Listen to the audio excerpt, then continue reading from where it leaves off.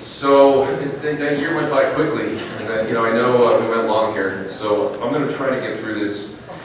But there's a lot of information here, so I'm going to do what I can. But the only thing I'd say is maybe it's a benefit. You know, we went so long because so much has happened in here, and you know, I think the USTA deserves a little bit of credit because I think change is happening. And you know, I don't know how many of you've read. I did a harness racing update article this morning. I don't know how many people read it or not, but I said in there that. You know, friction sometimes is a good thing because it's moving from inertia to movement. And I think that what we're seeing here is some movement. And it's easier once you're moving to make adjustments than to go from standing still to start to move, right? And we're starting to do some things. So I'm pretty pleased about it. And I think that obviously one of the key themes here is kind of taking control of our own destiny, how we kind of make that work. So let me walk through some things for you. Since we met last year, this whole social media phenomena thing continues just to grow exponentially. I mean, you can see the data here across all these different platforms.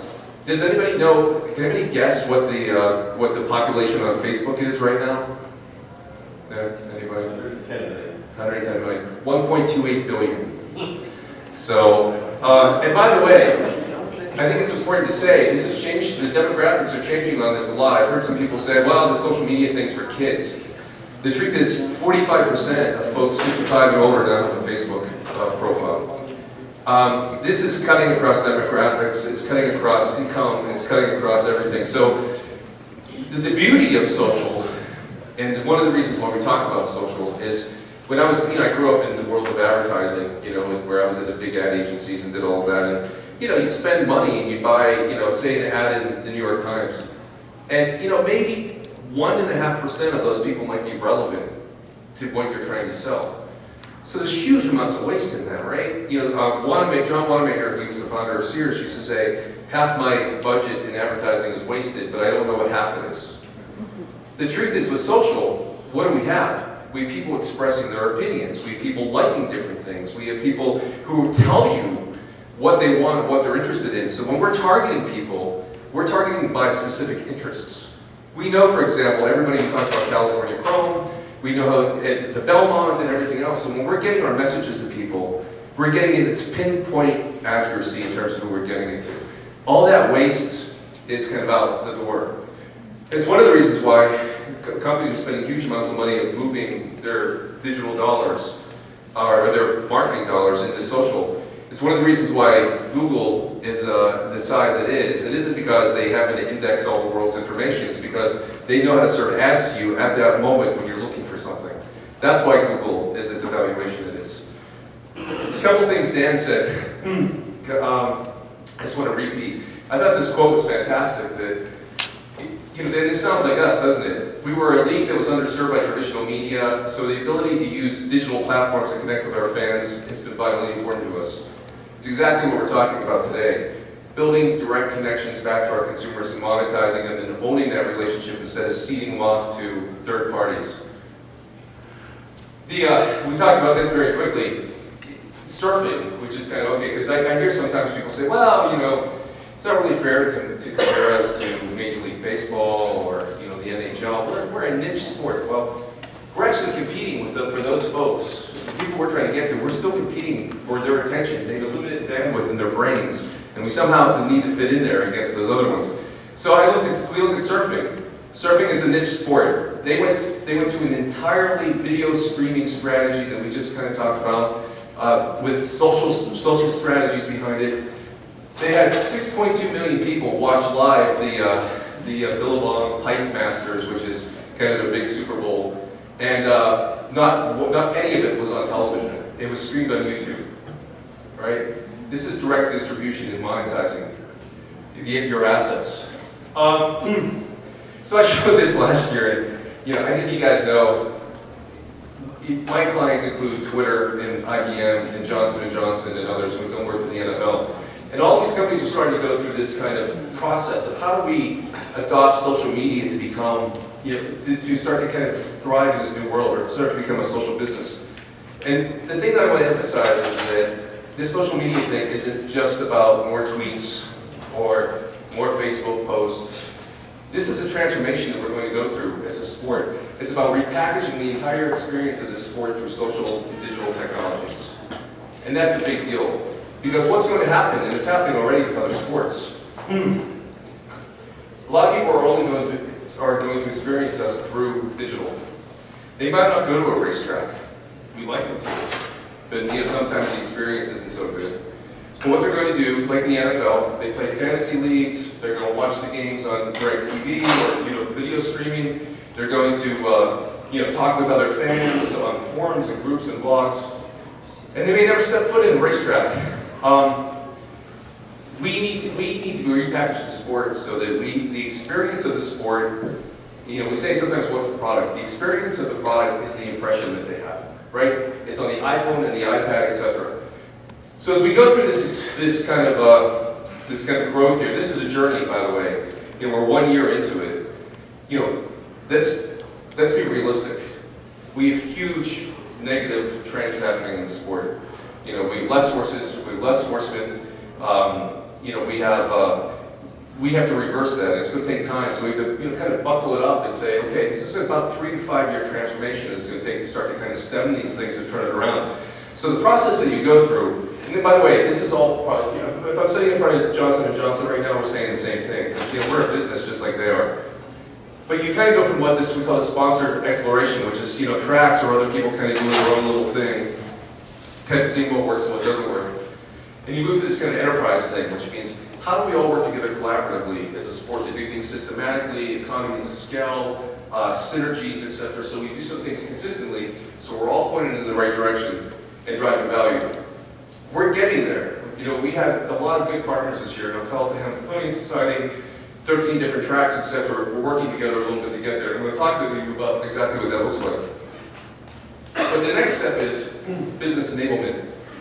And that is how do we package our product and deliver our product through social and digital technologies directly to consumers, which is this over-the-top strategy that we've all just been talking about. Whether it's FanDuel, or whether it's, it's these tournaments, or whether it's the video distribution of our product. We've seeded that to third parties. And the example I'll give to you guys, and I think this is analogous, and some of you guys who are down in Orlando had to listen to this. Hilton Hotels, where we're standing right now, is a client of ours. And we've helped handle their distribution for 10 years, believe it or not, at this point. They, at one point, said, all these things like Travelocity and Workits all exist. And why don't we just outsource our distribution to them, because they're doing all the hard work, and they're going to do all the marketing, and we're going to give them our inventory, and then they'll do it, and then we'll get commission back on it, because it's just easy. Well, 3 years ago, Hilton woke up and said, what? Our margins have shrunk. And we've no direct relationship with the end consumer, because guess who owns the end consumer? Travelocity does, and Orbitz. So they pulled all their inventory back, and they started to build direct relationships back. I see it as a core problem with the sport is we've outsourced it to other third-party ADWs, we've outsourced our distribution to cable networks, if they care at all. We've outsourced that, and now we're trying to bring it back into control, and that's where the business enablement falls in place. So this journey that we talked about, in year 1, we needed to build a foundation. So the analogy I make sometimes is, before we could kind of go driving down the road here, we needed to put a transmission in the car, and we didn't have one. So we needed to build digital assets. What we recognized was, when we first started, we looked around, and there was stuff everywhere. There were 300 different communities on Facebook that had only a few different people in them. There was no center of gravity. We didn't look like a major league sport. If you went to Google and you just looked at, it's like, hey, what's this thing called harness racing? Come over to Google it. And you'd be so confused looking at the Google results.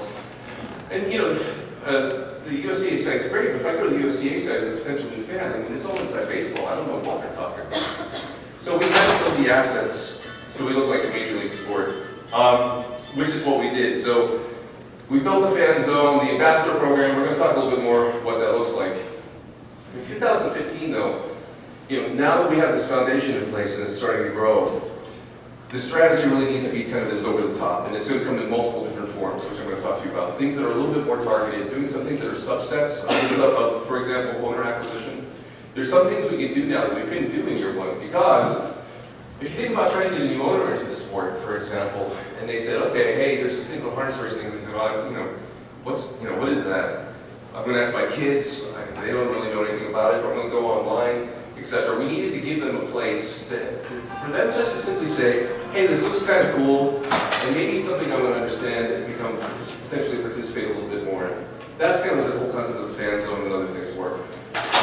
The next year, what I see really happening, and I think this is exciting, we talked about ways to monetize and start to drive revenue through what we're doing. So how cool is it if it becomes, we start to go through this journey, and this is a journey, that we can actually start to generate revenue through more sponsorship, subscription revenue, and a bunch of other things, and to work a little bit more on a global basis. So when we were here last year, as I talked about, there wasn't a lot of collaboration in the industry. There's more now. I'd like to see more, to tell you the truth. I still think that we all start to forget that our focus was about harness racing the brand, and we all are selling a product. And I don't care if you're at Yonkers, or if you're at Meadowlands, or you're at Hoosier Park, we're selling this thing called harness racing. So rising tide raises all boats. We need to revitalize the brand of harness racing, and then that obviously will accrue benefit to everyone else. We had content everywhere. We had very few ways for fans to learn about the sport. There's a lot of negative perception out there. And frankly, it's just off the radar screen. So, we did a bunch of different things. I'm assuming you've all been to the fan zone at this point. It continues to evolve. We've also built the ambassador program, which I'll talk a little bit about. We also did one of the first market research studies for the sport because we didn't ask them what do they think, what do they feel, what are they doing, what would they like to see. So in December this year, we did some market research for the first time to start to get a little bit of a better understanding around it. We also helped build out the framework, the transmission, which is about people, processes, and technologies. And as I said last year, it's not the sexiest thing in the world, but it's about how do you, what's the training people so they understand what's going on, what software do we use, what technology do we use, what's the governance, all of those things that you need to do to make this on a sustainable basis, because this isn't just a marketing thing that we're buying some airtime. It's about how do we do this on a sustainable basis. So we've done a lot of that. We've created a bunch of new content so that when people interact with this content, they're going to say, hey, maybe this sport looks kind of cool. We're trying to package it for new audiences.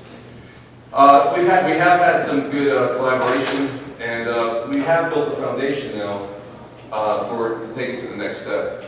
Every goal that we set, and we can be specific about those in terms of reach and number of ambassadors, were exceeded significantly.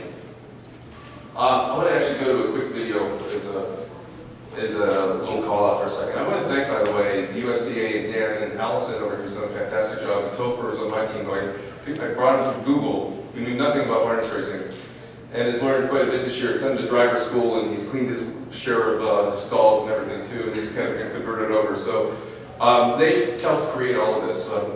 Can we dim lights just a tiny bit?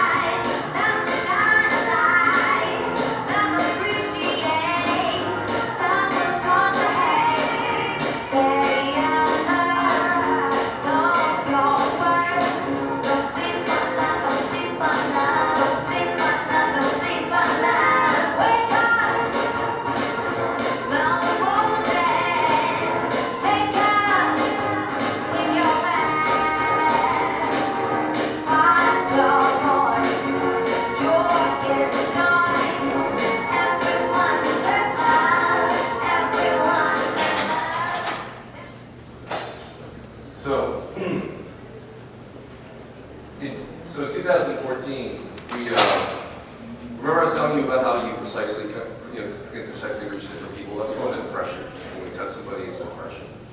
So the program, not only did we build all the digital assets, and build all the videos, and build the fan zone, and build the ambassador program and everything else, we reached 18 million people.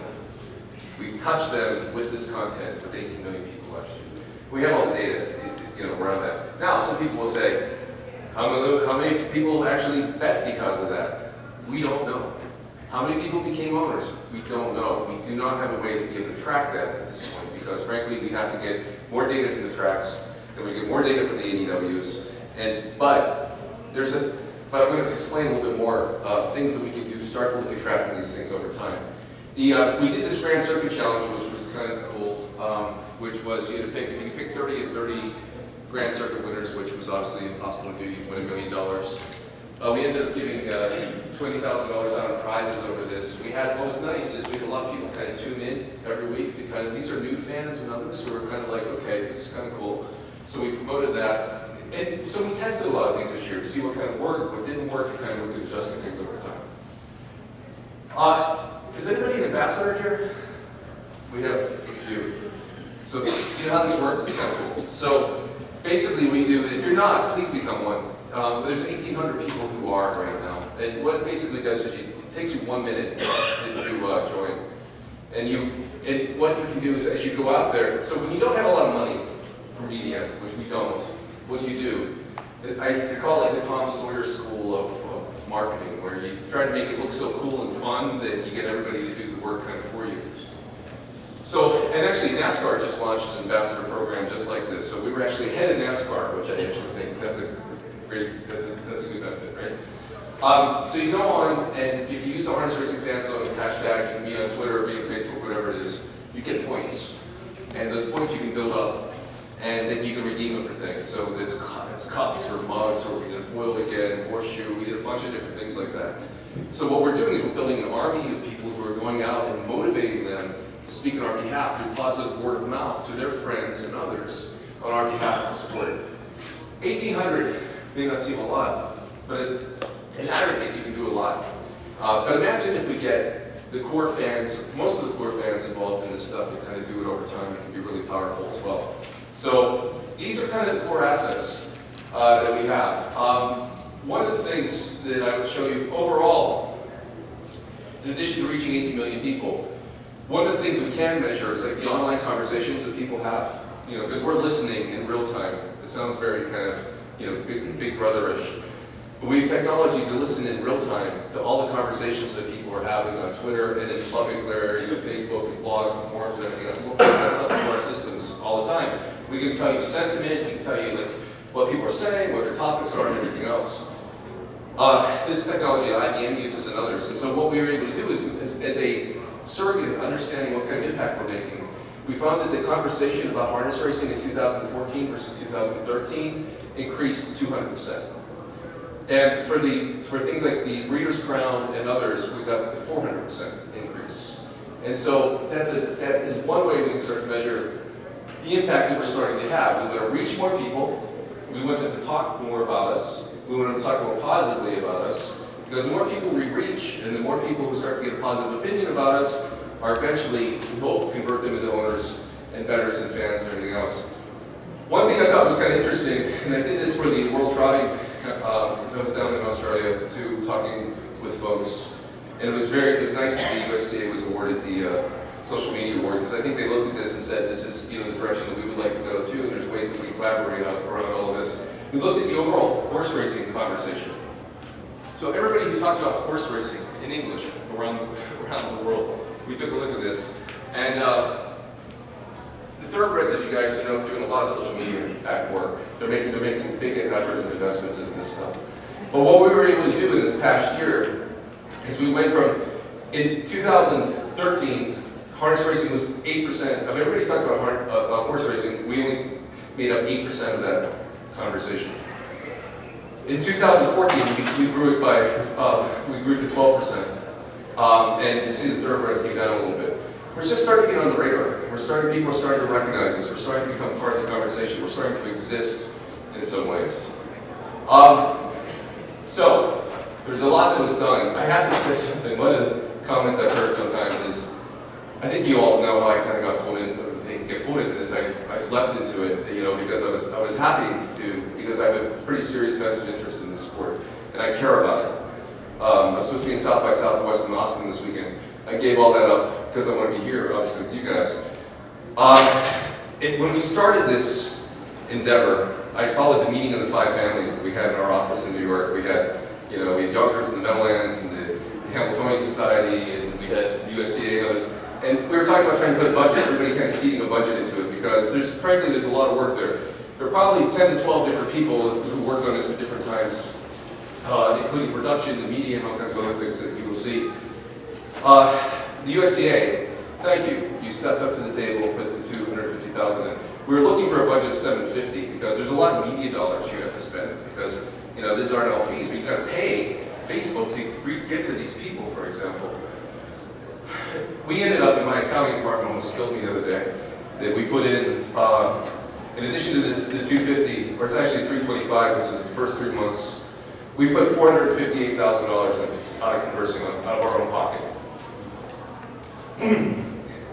I can't care about this more than the people who are in the sport every day. This isn't sustainable. We need to put more resources into this if we're going to do it correctly. I'm happy to do this, but we have to figure out how we do this and be serious about it. So anyhow, this is something we can talk about later. So, one question is, how does this all fit together? I think you guys all know the marketing funnel. And the marketing funnel kind of works like this. You first have to get people to know you. So it's awareness. Okay, I kind of know this thing called harness racing exists. I saw Jeff Rognes in our interview on harness racing update. He said, they didn't know the people who mentions harness racing, they don't know what it is. Right? So they have to know what it is first. Then they have to kind of learn something about you. Then they have to get interested in you. And then I'm going to say, okay, well maybe, I'm going to maybe get involved in this sport. And eventually, you do this thing called conversion. Conversion is they actually bet on a horse. They actually buy a horse. They actually convert and do something that generates revenue for us. If they have a good experience, they do it again. And then they have a preference. Hey, I kind of like harness racing. I'm going to kind of do it more often. And then they become loyal. And they say, hey, this is great. I actually would tell my friends about how great it is and get them involved. And then they become advocates. And a lot of people in the ambassador program, for example, are advocates, right? They're spreading the word on our behalf. And all kinds of studies show, McKinsey did a study, 67% of consumers are looking for ideas about products and brands from their friends. You think about your own, it's word of mouth. You trust your friends more than you do advertising. That's the power of social media. Social media allows us to do it in mass and at scale. So all these different components, we were playing up here this year, building the foundation. We're about awareness and we're knowledge. We're trying to get up there. This 2015, as we see us moving forward, we're going to try to do some things to get closer to the conversion point. So I'm going to talk a little bit about what those are. But these are things like, for example, online coupons, which we can do. We can serve all these people we have. There are 30,000 people who've liked the Harness Racing Fan Zone on Facebook. We can go to them and say, here's a coupon, go to the track and redeem it for a free drink, or a betting voucher, or whatever. So take all these people who live in this digital, offline world, online world, and convert them to going into doing things that we want them to do. We need to work with the tracks a little more closely to be able to put that kind of tracking in place. But all it is a simple QR code. You guys have seen those things, for example, right? They print out a QR code. Some of you do when you're going to the airport, to the airline. It's just on your phone. And you can make that full circle happen. So, we're going to be working a little bit down here. The other thing that we're going to talk a little bit about is, now that we have this kind of stuff up here, how do we will have to do some more owner acquisition. We're going to talk about that. So we have this social foundation. We're going to move down here to try to do more conversion. Once we've connected with people, it's called customer relationships management, which is simply every person that we touch online, every person who goes through your track, or every person that we touch as an industry, we should be doing our darndest to get their information. It means their email address and their name. Because what happens is we can put them into a database, And this is customer relationship management. And we can start to remarket to them. We start to do segmentation and say, these are hardcore gamblers, these are families who might go once or twice a year. You know, we start to do segmentation. This is what we do. As we start to build a big database, we can start to generate more revenue per client, or per person we touch, so we can maximize the value of that. So, imagine, for example, we knew over the last 5 years, everybody who went to Hamiltonian. Right? We don't have that information, I'm assuming, right? People walk in the door, people walk out the door, we don't know who they are. But imagine if we're going to give them some consumer offers, and we get their names into a database, and then as we build up that database, you're going back to everybody who's been to the Hamiltonian over the last 5 years and said, hey, we know you've been to the Hamiltonian before. This year it's, you know, great race, XYZ. Here's an offer, come on in, get a free, everything is a free half. Get a t-shirt, get something. Imagine what we can do in terms of driving attendance and attention to those different races. This is the most basic part of marketing when we're trying to drive, value and revenue and relationships with these folks. We need to move into the CRM piece. Now the problem is, a lot of tracks have your own databases, right?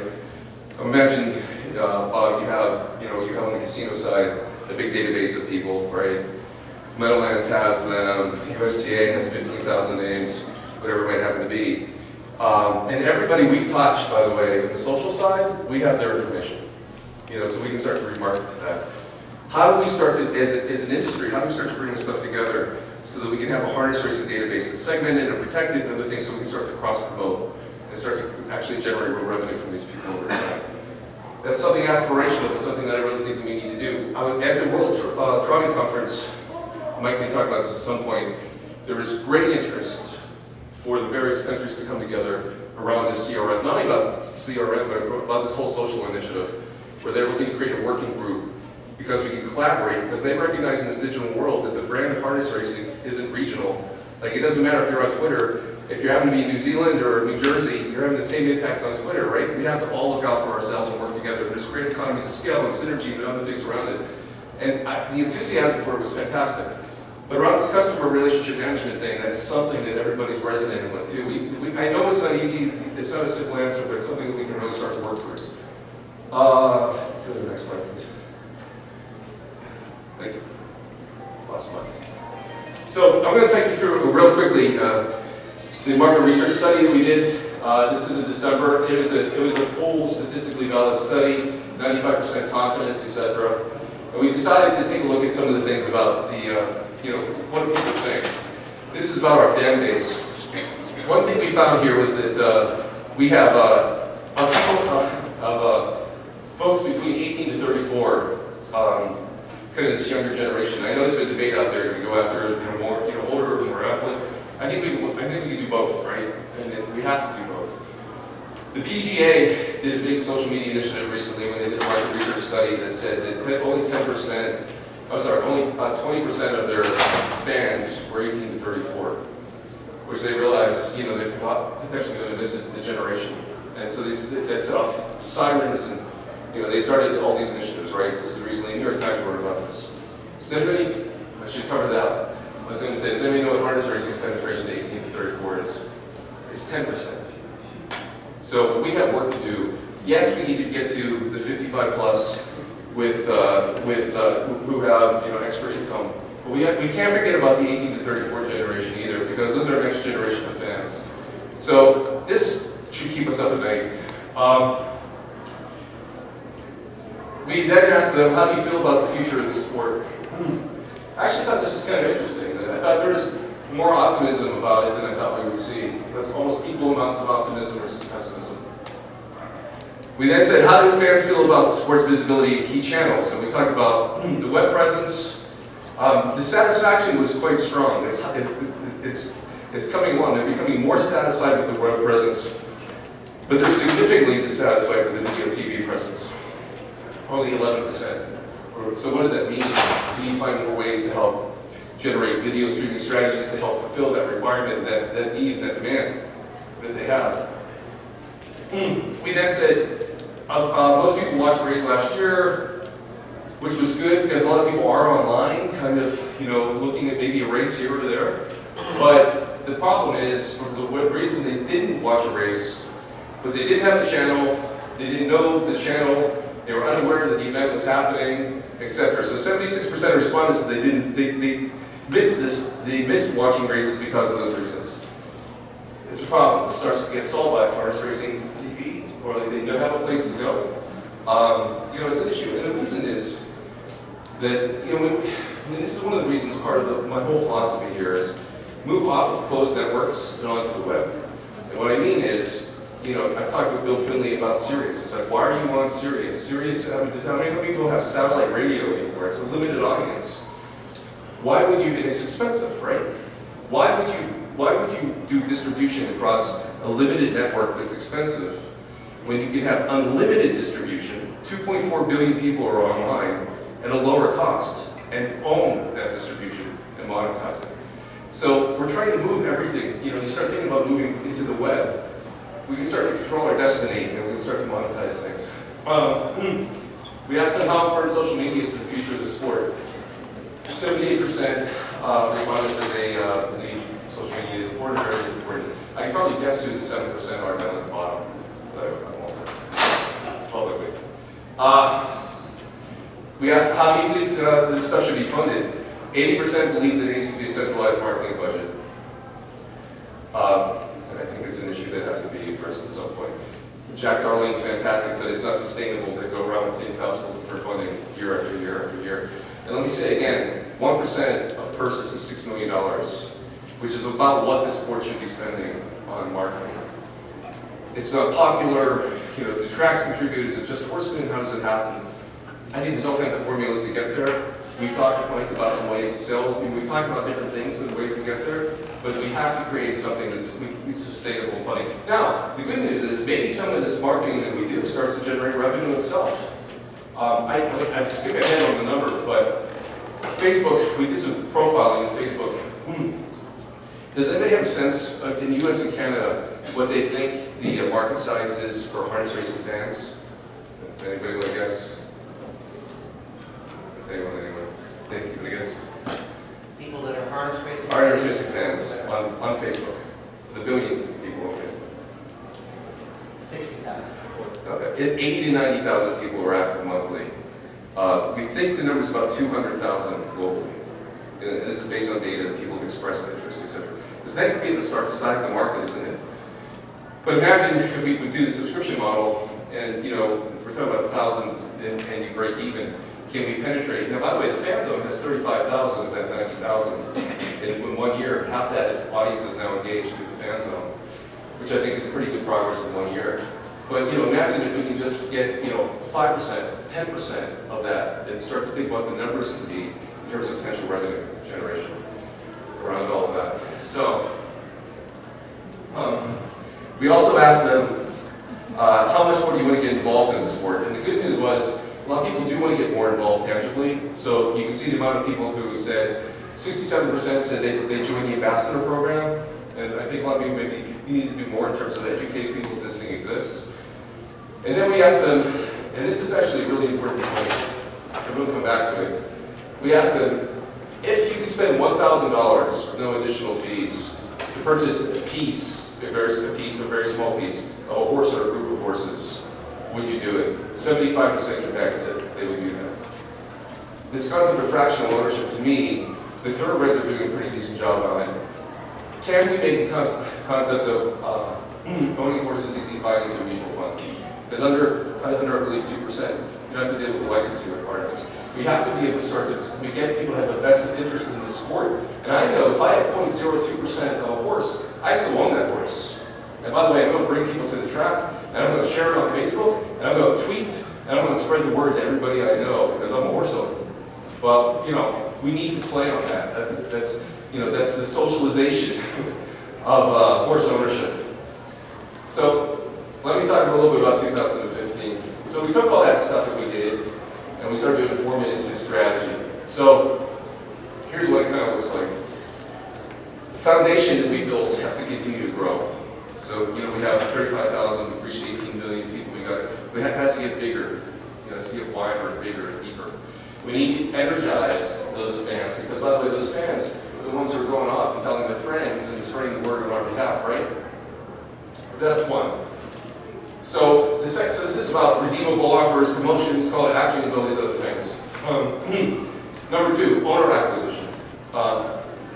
We all know we're soon to be hit with shortage of horses at the track. We need more owners. I think is pretty clear. And there's a lot of folks out there who have a lot of money, who are competitive folks. I think where I live in New York City and all the private equity guys and everything else, this is the kind of thing that could appeal to them. So, but we didn't, this is a journey. I mean, we can't do everything at once. So the first year is building the foundation. We didn't really go after owners specifically. Because what we wanted to do is be able to start to build this audience and then reach out to folks and then drive them to a positive experience, which is hopefully the fan zone, say this is kind of cool, all right, now I'm interested in potentially learning more. Maybe that goes to, some events, some owner events. We talked about something happening maybe in the Meadowlands, Canada's done some interesting things. But this year, we can now take all that big, huge social media audiences we're talking about, and we have the technology to be able to subset that to people who have made more than $300,000 a year, have a net worth of more than $2 million, who live in these specific regions and by zip code. And we can start to target them more specifically, instead of saying, hey, harness racing's great, come check it out. How would you like to be an owner? And then we drive them to the fan zone, they fill out a form, name, address, et cetera, and we look to try and convert these folks into becoming owners. And I think that's critical. I think we all know, if we had 10 major owners get involved in the sport, the difference it would make even on yearly sales, there's a lot there. The third piece of this is now that we have this audience built, it's this concept of over-the-top strategy, direct distribution. So we can start to take our product through video, through other things to directly to the audiences, because we don't have to go through these third parties there anymore. The technology exists, it's low cost for us to be able to do it directly. And the fourth thing is sponsorship. We don't sell sponsorships, but we have data now to be able to package it in a professional way to start to go to potential national sponsors. Because we now have 18 million, you can do the math yourself, right? 18 million impressions. It's $10 cost per thousand, because that's how media people think. I'm going to buy 1,000 eyeballs, that's going to cost me $10. So reverse that. Then we have the ability now to integrate not just on track, but also across all these digital properties. And potentially, if we have this harness racing, quote, TV, which I use loosely, because, frankly, the big TVs now is just a glorified monitor. It's iPad, iPhone, everything else. You can start to package things for value. So, one of our clients is Converseon, and they do a lot with the Derby, but we never, if we go to meet with them, it's got to be, okay, great. Who's your demographic?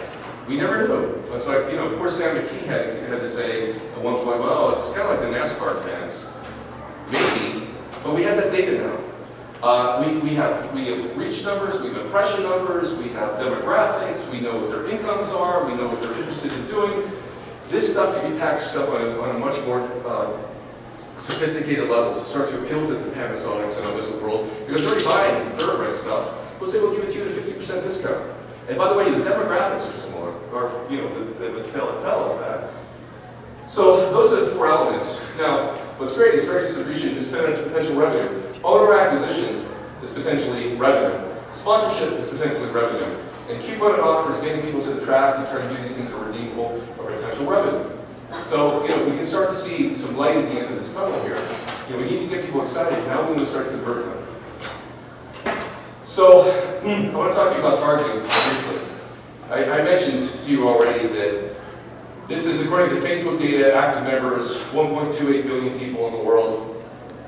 So the harness racing fans are about 80 to 90,000. So you start in concentric circles. So you start at bullseye. You got to get to your base and kind of coalesce them and bring them together. They were scattered all over the place. So we needed to bring them together so that they had a place to go, a center of gravity. But now, as we move forward, we can get to what we call close affinity. So the people who consider themselves horse racing fans in the social media world are 4 to 4.5 million people, right? If you talk about other affinity, which is just go out of the circle, and it's fantasy sports and sports betting, that's 8 million people. And then the affluent folks, so it's like 350,000 plus, There's 4.5 million people. So we can now start to target these affinities and start to convert them over. Now we tried testing this stuff, by the way, for the Hamiltonian. The messaging was essentially, we were able to kind of go after this kind of targeting, and it said, everybody was talking about California Chrome and the Triple Crown, and everybody was kind of crushed by it. We created creative that simply said, disappointed in one Triple Crown ending, the next one is beginning, right? And we got it into the hands of thoroughbred fans. So we can start to kind of get into these affinity interests. So we're not just talking to ourselves, we have the ability to target people who are affinity and start to kind of convert them over as well. If you look at this is the current fan zone audience, and I thought this was important because, again, I kind of wanted to dispel that notion that the social media thing is all about young people. The distribution on ages is 42% women, 48% men, and if you can see, it's pretty well distributed across different age groups. 11% is 65 plus, etc. We also had, in terms of income, now by the way, that little gray circle, that little gray thing, that's what the Facebook average is. And so then the blue is what we are. So we over-index on certain things and under-index on others. In terms of income, we're a little lower income here, but I would say on the fan zone, we still have 5% of the people who are making over $500,000. So we're reaching affluent people through the fan zone too. Interestingly, Topher, you were telling me, what, 45 countries? We've had visitors from 45 countries to the fan zone already. And by the way, the Swedes and others have said to us, how do we expand this fan zone into our country? So they see the ability for this, the rationale for aggregating audiences and monetizing them. I was telling you, we now have data on audiences. So here's what we can do. We now know that this, now 45% and 24% means over-indexing on the average of Facebook.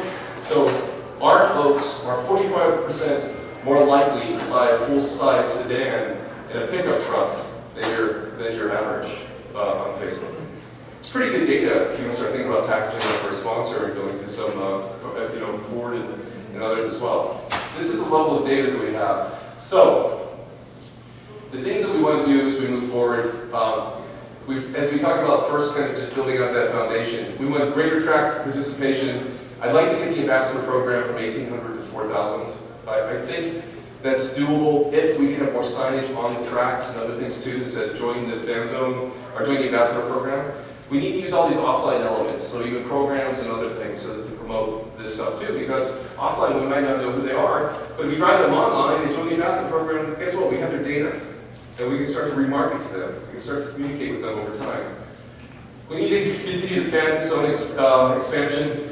This is a lot of nitty-gritty content, building out all kinds of stuff. You saw some of it, turning around video, etc., etc. I'd like to get that from 30,000 to 50,000. That would represent a pretty good portion of North America audience. Hopefully we can grow that. And but this is just Facebook, by the way. We built a presence out on these other social properties, so Pinterest, Tumblr, Vine, etc. We've been building audiences because you have to connect with these folks where they would connect to. They can't just all come to us. More promotions. We're going to relook at the Grand Circuit Challenge, maybe make some changes, do some more photo contests. I'd like to do these online coupons of redeemable offers so we can drive people to the track. I'd love for tracks and others to give us rewards. People keep saying, hey, I built up 40,000 rewards in the ambassador program. What am I going to convert? I've got everything that you have already, and I don't need another bobblehead ball. So think these are all the opportunities for us to work together, work closely.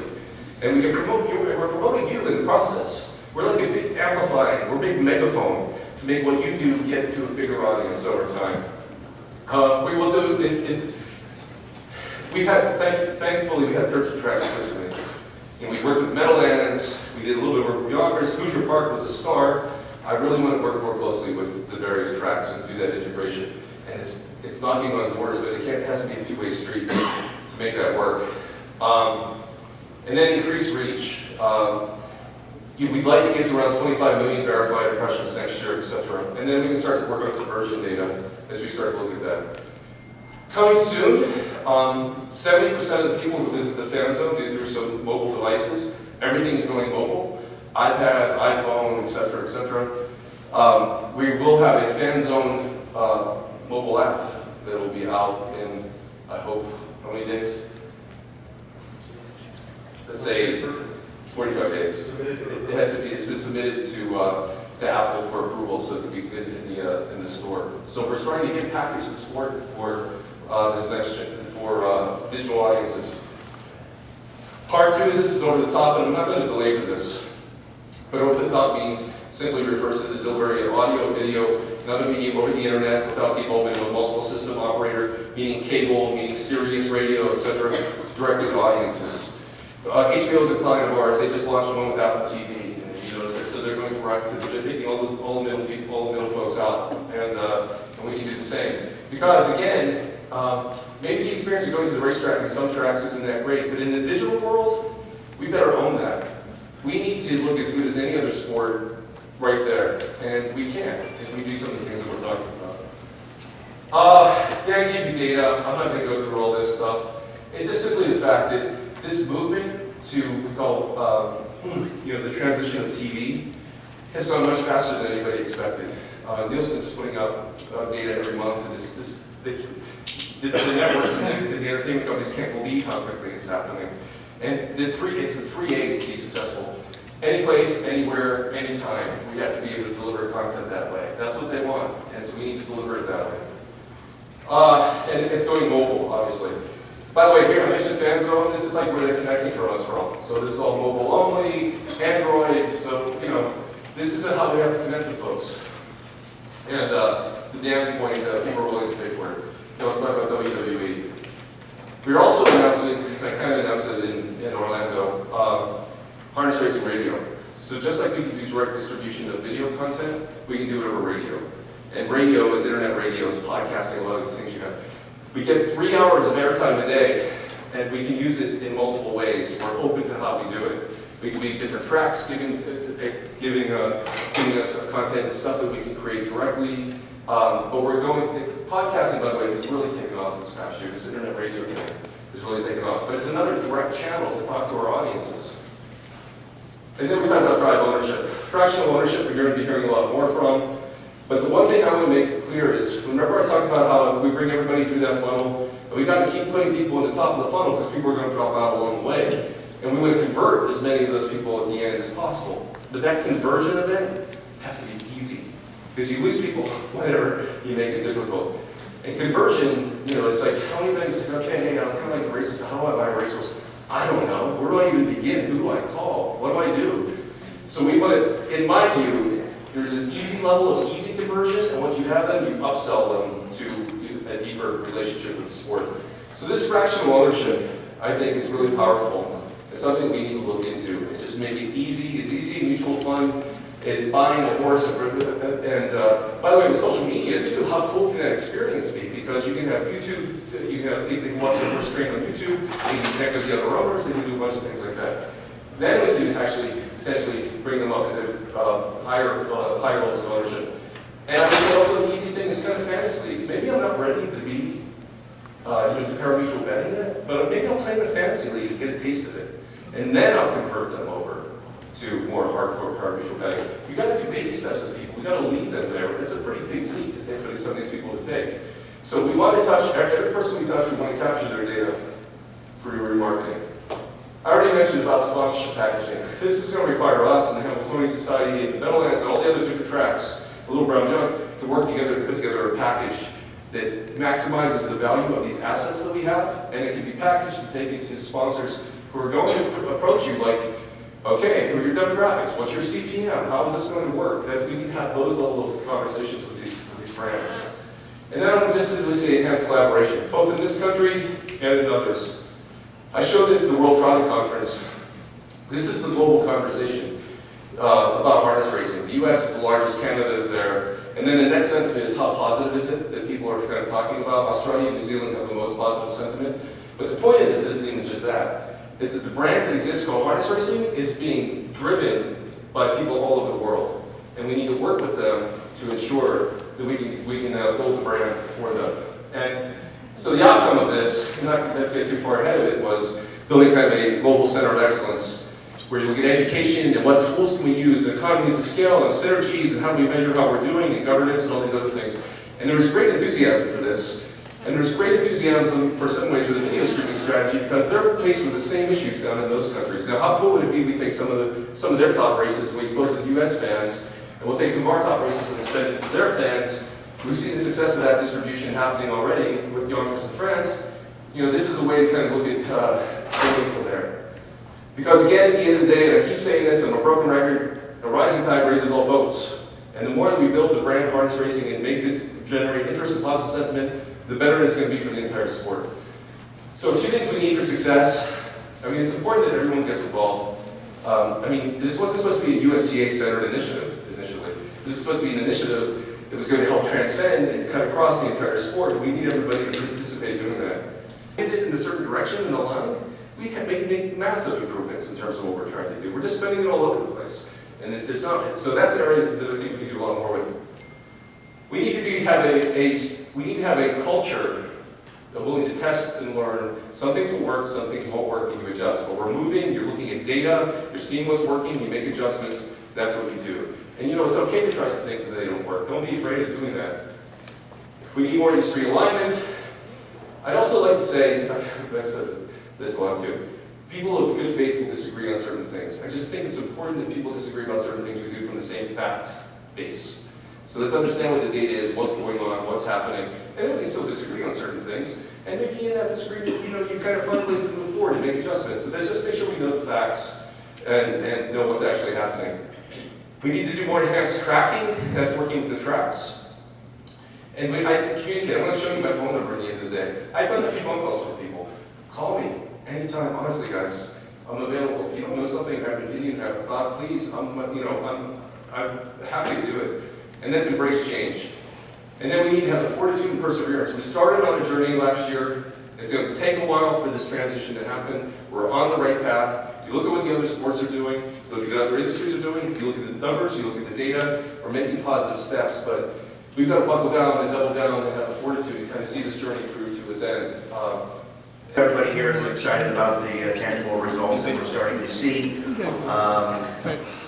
now in the social media led by Converseon and the USTA staff. So let's give Rob and his staff along with the USTA staff.